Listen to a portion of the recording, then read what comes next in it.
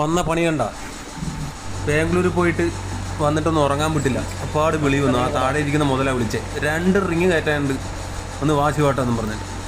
പിന്നൊന്നും നോക്കിയില്ല, അങ്ങ് പോയി റിങ്ങൊക്കെ അങ്ങ് എടുത്ത് സൈറ്റിൽ കൊണ്ടാക്കി. എന്താ പണിയെന്ന് വെച്ചാൽ അവിടെ ഒരു കിണർ താത്തുന്നുണ്ട്. അപ്പോൾ അതിലൊരു 4 റിങ് 5 റിങ് 7 റിങ് കയറ്റം വേണമായിരുന്നു. ഈ കാണുന്നത് സ്വിമ്മിംഗ് പൂളാട്ടോ. ഇപ്പോൾ കണ്ട ഇത് കെട്ടിക്കൊണ്ടിരിക്കുന്ന സ്വിമ്മിംഗ് പൂളാണ്. വലിയൊരു സ്വിമ്മിംഗ് പൂളൊക്കെ അവിടെ വരാൻ നിൽക്കുന്നു. ആ കുപ്പായിടാതെ ഇത് റിങ് പിടിക്കുന്ന മുതലുണ്ട്. അത് 1.5 മുതലാണ്. നമ്മുടെ നാട്ടിലെ എല്ലാ പണിക്കും എത്തുന്ന ഒരാളാണ് അനുവട്ടൻ. നമ്മുടെയൊക്കെ ഒരു ചേട്ടൻ്റെ സ്ഥാനത്ത് കാണുന്ന ആളാണ്.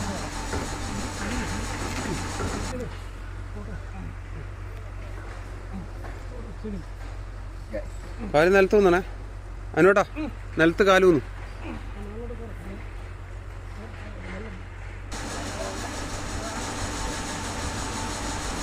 ഭയങ്കര കഷ്ടപ്പാടാണ്.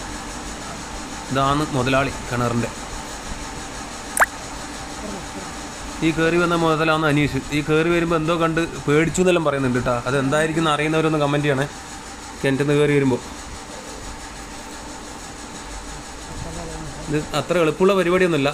ഇച്ചിരി കഷ്ടപ്പാട് ഇതെല്ലാം നോക്കണം. കൈക്കും കാലിനൊക്കെ നല്ല പരിക്ക് വരുന്നൊരു പണിയാണ്.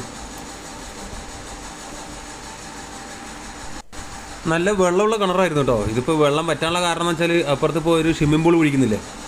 അപ്പോൾ സ്വിമ്മിംഗ് പൂൾ താത്തിയപ്പോൾ ഇതിലത്തെ വെള്ളമൊക്കെ ഇറങ്ങിപ്പോയി.